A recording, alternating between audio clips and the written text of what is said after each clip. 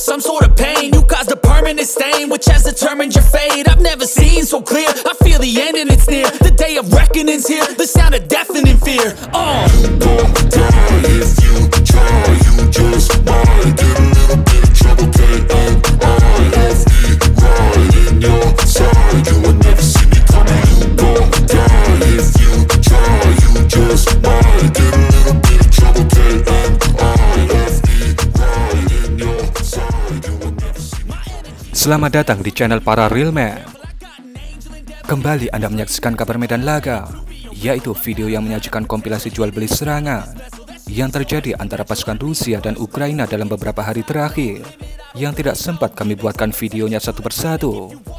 Maka kami kumpulkan videonya menjadi satu video di serial kabar medan laga, atau yang sekarang kita sebut sebagai Kamela. Mari langsung saja kita ke kabar pertamanya. Di video pertama ini, kembali Ukraina menunjukkan kepada kita bagaimana senjata tradisional mereka, yaitu drone kamikaze FPV dan juga drone bom bermodifikasi. Memang begitu mengerikan di medan laga. Pada serangan pertama terlihat sebuah BMP harus menjadi besi tua. Kemudian yang kedua, sebuah depot amunisi. Dan yang ketiga, ada sebuah howitzer yang dibabat habis oleh senjata tradisional Ukraina ini.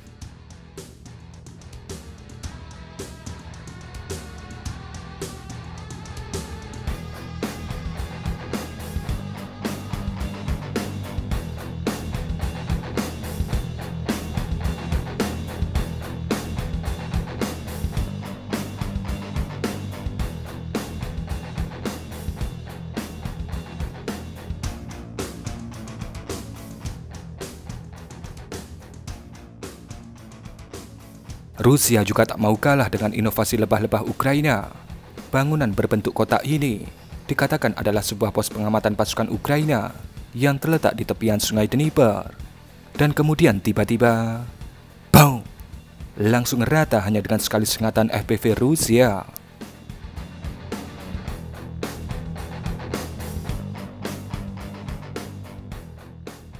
Sebuah gedung di wilayah Kursk yang dikatakan dijadikan sebagai tempat para operator FPV fiber optik Rusia disikat oleh JDM-ER Ukraina, di mana dikatakan bom JDM ini dikirim oleh Angkatan Udara Ukraina dari wilayah Provinsi Sumy menggunakan jet-jet tempur mereka.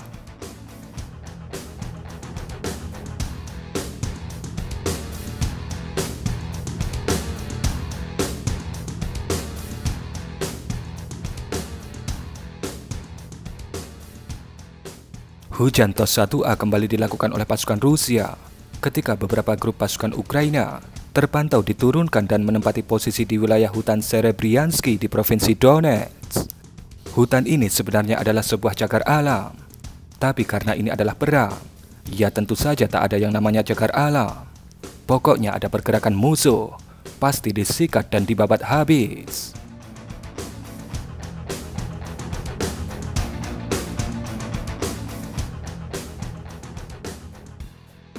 Video ini menunjukkan sebuah van khas Rusia, yaitu Bukhanka, menjadi butiran debu setelah menginjak ranjau TM62 yang ditaruh oleh pasukan Ukraina di jalur yang dilaluinya. Mungkin seperti inilah kondisi mobil Anda yang ada di garasi Anda ketika menginjak ranjau TM62.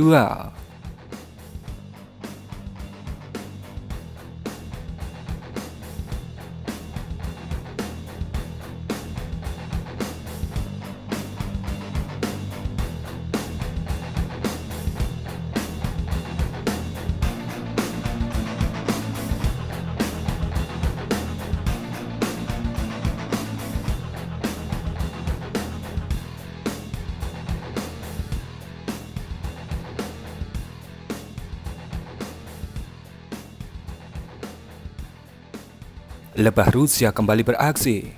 Kali ini sebuah tank T-72M1 Ukraina disengat oleh 4 unit lebah Rusia yang berasal dari Sudoplatov Group.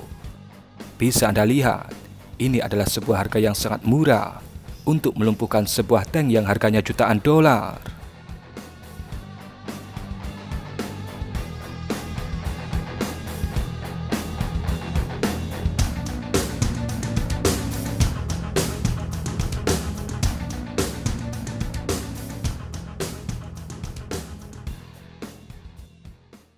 Badan Intelijen Ukraina atau GUR merilis kompilasi aksi terbaru mereka. Dalam video ini, GUR menghancurkan sebuah MLRS PM-21 Grad, tank T-90, dan sebuah howitzer.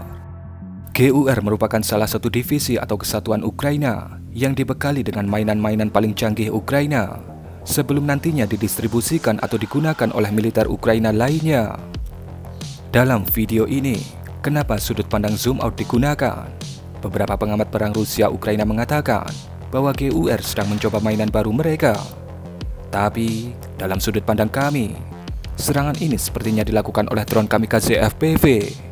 Kemudian video berikutnya, Su-34 mengirimkan 2 unit FAB-500 ke sebuah blok bangunan yang ada di kota Kramatorsk, di mana dikatakan gedung-gedung ini digunakan sebagai workshop oleh pasukan Ukraina untuk memproduksi komponen dari drone kamikaze FPV mereka. Dan bisa Anda lihat bagaimana letupannya, yang pastinya akan membuat porak-poranda apapun yang ada di dalamnya.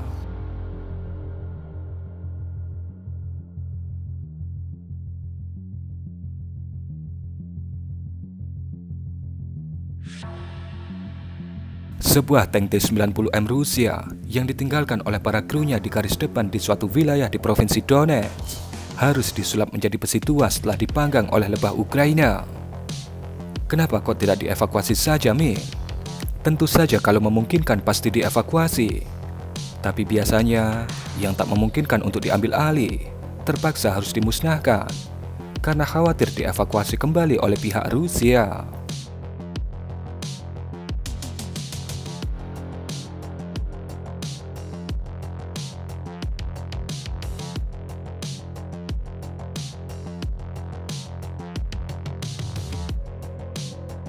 Kemudian ini adalah sudut pandang non-termal dari hujan termobarik TOS-1A di posisi parit pertahanan pasukan Ukraina yang dikatakan baru saja dibangun dan digunakan di wilayah Kurakove.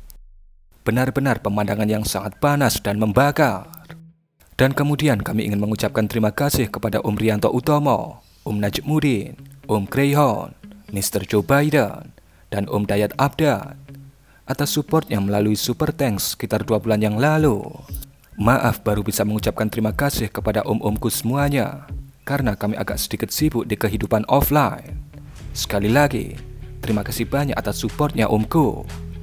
Dan mungkin kurang lebih seperti itulah Kamela edisi Senin 4 November 2024. Berikan komentar Anda.